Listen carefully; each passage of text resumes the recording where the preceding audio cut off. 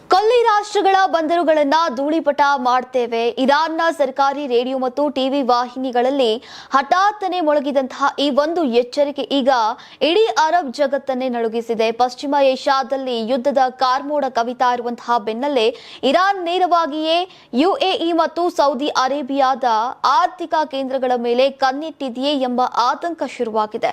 ಕೇವಲ ಮಾತಿನ ಚಕಮಕಿಯಾಗಿದ್ದಂತಹ ಪರಿಸ್ಥಿತಿ ಈಗ ಬಂದರುಗಳ ಧ್ವಂಸದ ಎಚ್ಚರಿಕೆಯವರೆಗೆ ಬಂದು ನಿಂತಿರೋದು ಈಗ ಜಾಗತಿಕ ಮಟ್ಟದಲ್ಲಿ ದೊಡ್ಡ ಸಂಚಲನವನ್ನ ಮೂಡಿಸಿದೆ. ನೀವು ಸಣ್ಣ ಆಗ್ಬೇಕಲ್ವಾ? ಅದು ಒಂದು ಉತ್ತಮ ಆಹಾರದಿಂದ ಸಣ್ಣ ಆಗ್ಬೇಕಲ್ವಾ? ಪ್ರತಿದಿನ ನಮ್ಮ ಜೀನಿ ಸ್ಲಿಮ್ ನ ಯೂಸ್ ಮಾಡಿ ಯಾವುದೇ ಸೈಡ್ ಎಫೆಕ್ಟ್ ಇಲ್ದಂಗೆ ನೀವು ಸಣ್ಣ ಆಗ್ತೀರಾ. ತನ್ನ ಬಂದರುಗಳಿಗೆ ಬೆದರಿಕೆ ಬಂದರೆ ಈಗ ಪರ್ಷಿಯನ್ ಕೊಲ್ಲಿಯಲ್ಲಿರುವಂತಹ ಎಲ್ಲಾ ಬಂದರುಗಳು ಸುರಕ್ಷಿತವಾಗಿರುವುದಿಲ್ಲ ಅಂತ ತೀವ್ರ ಎಚ್ಚರಿಕೆಯನ್ನ ನೀಡಿದೆ. ಈ ಹೇಳಿಕೆ ಯುಎಇ, ಕತಾರ್ ಮತ್ತು ಸೌದಿ ಅರೇಬಿಯಾ ದೇಶಗಳಲ್ಲಿ ಆತಂಕದ ವಾತಾವರಣವನ್ನ ಸೃಷ್ಟಿಸಿದೆ. ಇರಾನ್ ಸರ್ಕಾರದ ಪ್ರಕಾರ ಭದ್ರತೆ ಎಲ್ಲರಿಗೂ ಇರಬೇಕು, ಇಲ್ಲವಾದ್ರೆ ಯಾರಿಗೂ ಇರಬಾರದು ಅನ್ನೋದಾಗಿದೆ. ಅಮೆರಿಕ ತನ್ನ ನೌಕಾ ದಿಗ್ಬಂಧನದ ಮೂಲಕ ಇರಾನ್ನ ಆರ್ಥಿಕತೆಯನ್ನ ದುರ್ಬಲಗೊಳಿಸೋಕೆ ಯತ್ನಿಸ್ತಾ ಇದೆ. ಆದ್ರೆ ಇರಾನ್ ಇದನ್ನ ಅಂತಾರಾಷ್ಟ್ರೀಯ ಕಾನೂನಿನ ಉಲ್ಲಂಘನೆ ಮತ್ತು ಕಡಲ್ಗಳ್ಳತನ ಅಂತ ಕರೆದಿದೆ.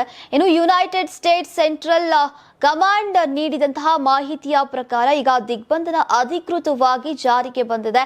ಇದರಿಂದಾಗಿ ಈಗ ಪರ್ಷಿಯನ್ ಕೊಲ್ಲಿಯ ಸಾಗರ ಮಾರ್ಗಗಳಲ್ಲಿ ಸಂಘರ್ಷ ಮತ್ತಷ್ಟು ಹೆಚ್ಚಾಗಿದೆ. ಇರಾನ್ ಸಂಸತ್ತಿನ ರಾಷ್ಟ್ರೀಯ ಭದ್ರತಾ ಸಮಿತಿಯ ಪ್ರತಿನಿಧಿಗಳು ಈ ಕ್ರಮವನ್ನ ತೀವ್ರವಾಗಿ ಖಂಡಿಸಿದ್ದು, ಅಗತ್ಯ ಇದ್ರೆ ತಮ್ಮ ಗುಪ್ತ ಕಾರ್ಡ್ಗಳನ್ನ ಬಳಕೆ ಮಾಡಲಾಗುವುದು ಅಂತ ಸೂಚಿಸಿದ್ದಾರೆ. ಇನ್ನು ಇದರಿಂದ ಯುದ್ಧದ ವಿಸ್ತರಣೆಯ ಭೀತಿ ಹೆಚ್ಚಾಗಿದೆ. ಇರಾನ್ ಪ್ರತಿ ದಾಳಿ ನಡೆಸಿದ್ರೆ ಸೌದಿ ಅರೇಬಿಯಾದ ಜುಬೈಲ್ ಅಥವಾ ಯುಎಇನ ಜೆಬೆಲ್ ಅಲಿ ಬಂದರುಗಳಂತಹ ಪ್ರಮುಖ ವಾಣಿಜ್ಯ ಕೇಂದ್ರಗಳು ಗುರಿಯಾಗುವಂತಹ ಸಾಧ್ಯತೆ ಇದೆ.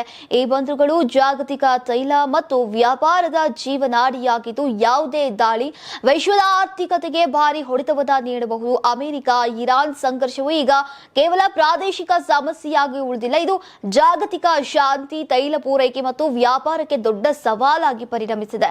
ಮುಂದಿನ ದಿನಗಳಲ್ಲಿ ಈ ಸಂಘರ್ಷ ಯಾವ ದಿಕ್ಕಿಗೆ ಸಾಗತ್ತೆ ಅನ್ನೋದು ವಿಶ್ವದ ಎಲ್ಲಾ ದೇಶಗಳ ಮುಂದಿರುವಂತಹ ಅತ್ಯಂತ ಮಹತ್ವದ ಪ್ರಶ್ನೆಯಾಗಿದೆ.